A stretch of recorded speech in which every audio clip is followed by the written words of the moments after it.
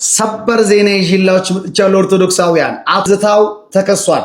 ይሄን ቪዲዮ ጉልበት እንዲኖረው ሼር፣ ኮፒ ሊንክ፣ ሪፖስት በማድረግ አብራችሁኝ ሁኑ።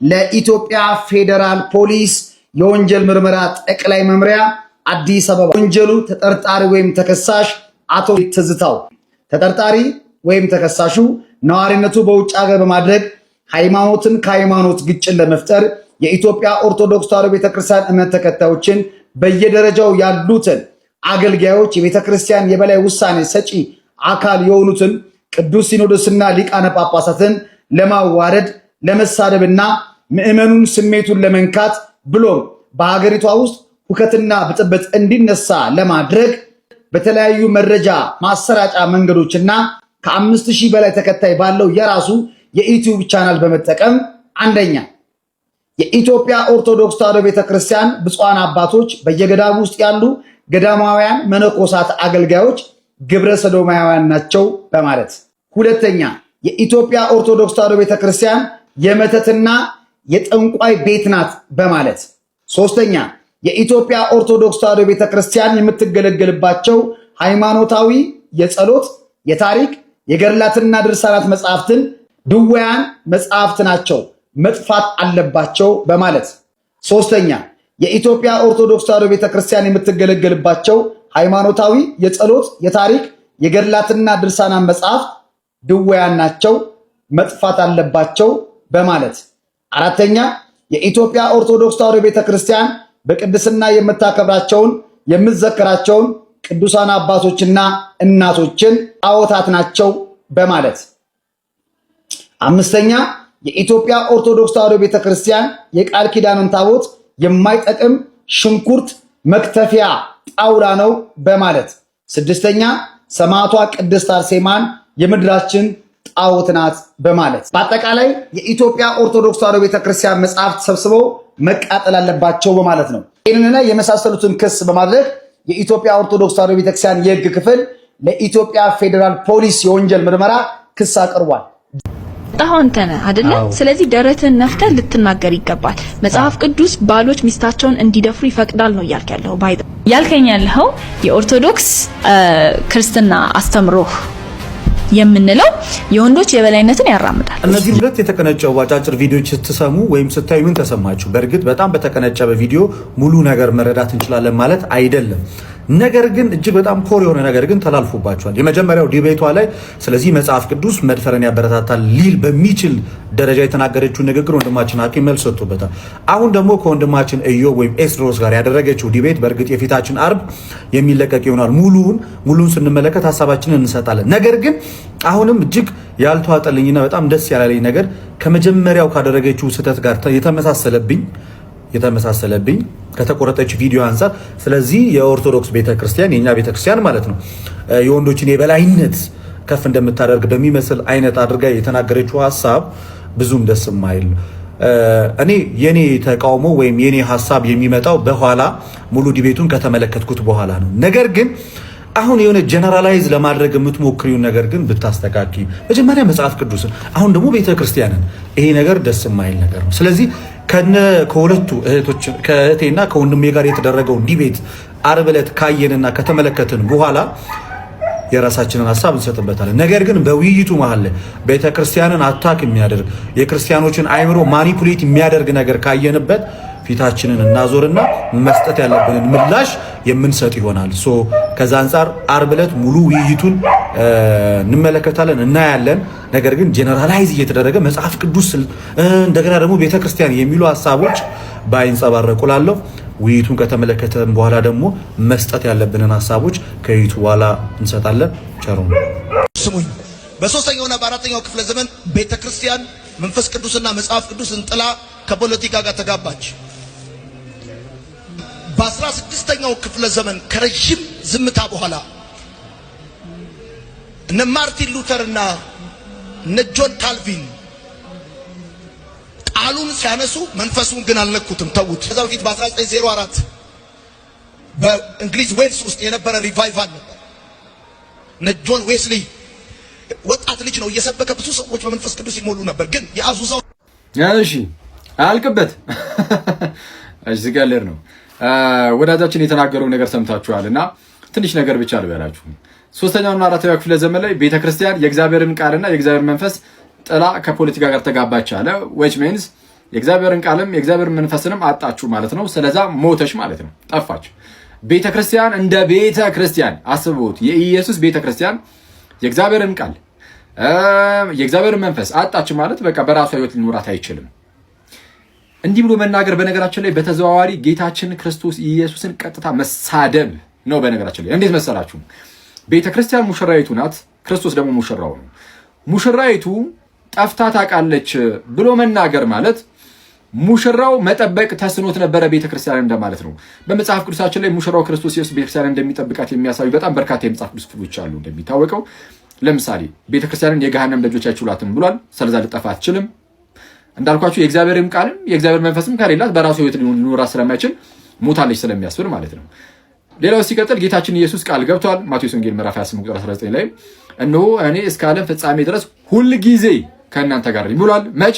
ሁል ጊዜ። የሆነ ሰዓት ላይ ብቅ ብቅ እያልኩኝ አያችኋለሁ አይደለም፣ ሁል ጊዜ ከእናንተ ጋር ነኝ።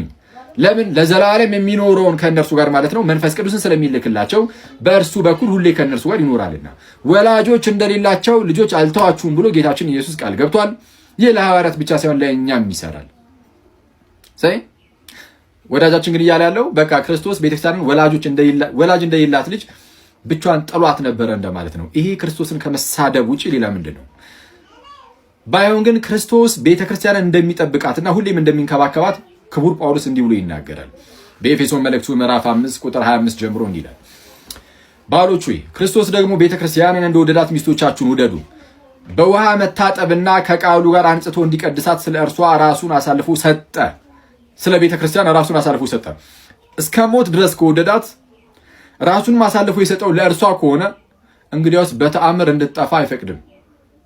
ቀጠል አድርጎ እንደዚህ ይላል፣ እድፈት ወይም የፊት መጨማደድ ወይም እንዲህ ያለ ነገር ሳይሆንባት ቅድስትና ያለ ነውር ትሆን ዘንድ ክብርት የሆነችን ቤተክርስቲያን ለራሱ እንዲያቀርብ ፈለገ ይላል።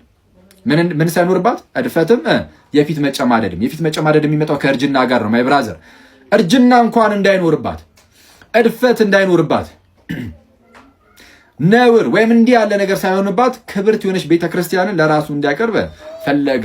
ስለዛ ቤተክርስቲያን ይህን ነገር አጠለም። ሲቀጥል ግን 16ኛው ክፍለ ዘመን ላይ እነ ማርቲን ሉተር እነ ጆን ካልቪን መጥተው ቃሉን አነሱ፣ መንፈሱን ተውት አለ። መንፈሱን ትተውታል። ስለዚህ የእግዚአብሔር መንፈስ ገና አላገኙትም እነሱ እነ ጆን ካልቪን እነ ማርቲን ሉተር ራሱ ፕሮቴስታንቲዝም ከተጀመረ በኋላ ማለት ነው። ቃሉን አነሱ። የእግዚአብሔር መንፈስ ካላነሱት which means በቃ እነ ማርቲን ሉተር እና ጆን ካልቪን የእግዚአብሔር ሰዎች አልነበሩም። እንደው ዝም ብሎ ብቻ እንደዚህ የሚመራመሩ ምናምን ከዛን አጋጣሚ እንደው እውነታው ላይ ደርሰው ነው ያስብላል። አይ የእግዚአብሔር ሰዎች ነበሩ ከተባለ ግን በሐዲስ ኪዳን ወደ እውነት ሁሉ ይመራ ዘንድ የተሰጠው መንፈስ ቅዱስ ስለሆነ ያለ መንፈስ ቅዱስ ወደ እውነታው ወይም ወደ እግዚአብሔር ቃል መድረስ አይቻልም። ስለዚህ የእግዚአብሔር መንፈስ ከሌላቸው እንግዲያውስ ከእግዚአብሔር አይደሉም ያስብላል። ስለዚህ ፕሮቴስታንቲዝም አነሳሱም ከመንፈስ ቅዱስ የሆነ ከእግዚአብሔር የሆነ አይደለም ያስብላል። ለ400 ዓመት ሙሉ በዚሁ መልኩ የቀጠለው ፕሮቴስታንት ደግሞ በጣም ያስገረመው አሁን እሱ የሚለው አሁን መንፈሱን ማገኘን የሚለው መቼ ነው? የዛሬ 100 ዓመት አካባቢ ያው እሱ ጴንጤ ውስጥ አይደል ያለው የተለያዩ መናፍስት ምናምን አሰራሮች ምናምን ያሉበት ዲኖሚኔሽን ነውና እሱ አሁን የጀመረበትን ወደ አሜሪካን ሀገር አካባቢ የተጀመረውን ነገር ይዞ እሱ ነው በቃ ያኔ ነው የእግዚአብሔር መንፈስ የመጣው እያለ ነው።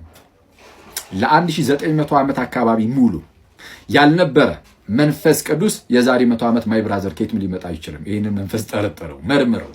መንፈስን ሁሉ አትመኑ። ነገር ግን መናፍስ ከእግዚአብሔር ሆነው እንደሆነ መርምሩ። መንፈስ ከእግዚአብሔር ሆኖ እንደሆነ መርምሩ። ይቆየን። ሰላም፣ እንዴት ናችሁ? ሁሉ መልካም። እንግዲህ በዚህ በተራራ አስደናቂ የጸሎት ጊዜ እያሳለፍን ነው። እግዚአብሔር ረድቶ ማለት ነው። በዚህ ጸሎት ላይ ጆይን ማድረግ የምትፈልጉ ሰዎች በቃ ታች ባለው ስልክ ቁጥር ወይም በውስጥ መስመር ቴክስት እያደረጋችሁ ከዚህ ጸሎት ጋር ጆይን አድርጉ። ጴንጤ በኦርቶዶክስ ሙስሊም ጣልጣል የሚባለው አዲሱ ሃይማኖት ነው። እንደ ሙስሊም ለብሰ ገዳም ሄደን እንደ ጴንጤ ስትጸልይ ማለት ነው። ኧረ አንተስ ምን ጉድ ነህ? በእናትህ ምን ጉድ ነህ?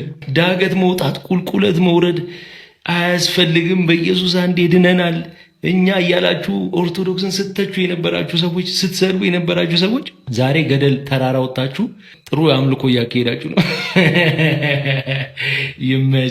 ይመችህ።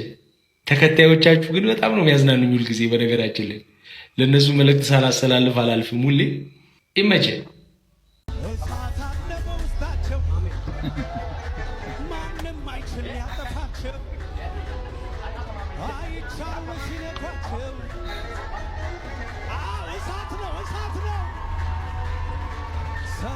አሁን ህዝብ እንደው አያሳዝንም? ህዝብ እንደው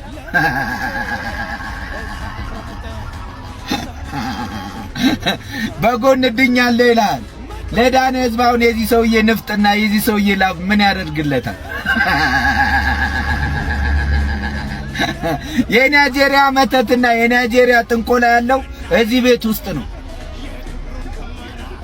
በቃ አንድ ቀን ስለ ኢየሱስ ሳይሰበክ እንደዚህ በሸዋሸዋ እየተበላ ህዝብ በቃ እያሳመነው ይኖራል።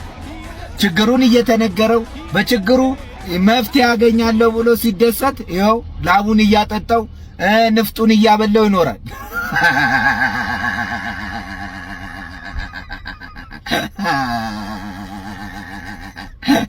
እስኪ አስረዱኝ ይህን ነገር ነው። አሁን የዚህ ሰውዬ ትክክል ነው ትላላችሁ? እስቲ በኮሜንት አስቀምጡልኝ። መናፍቃን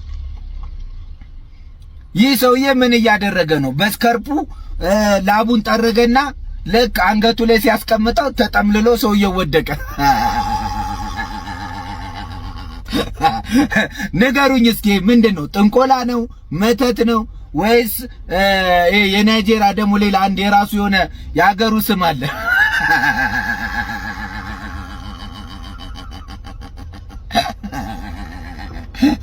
አረ መናፍቃን ውጡ! ከዚህ ከጨለማ ህብረት ውጡ! ክርስቶስ የሚሰበክበት ቤት ኑ! ተጠርታችኋል። እባካችሁን እንዴ! በመተት በጥንቆላ አደንዝዙ። እንዴት እንደዚህ አይነት ይሄ አፉን ያልፈታ ተብታባ ሰው ያንተን ይበላል?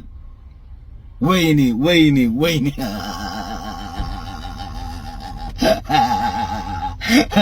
መናፍቃን ውጣ!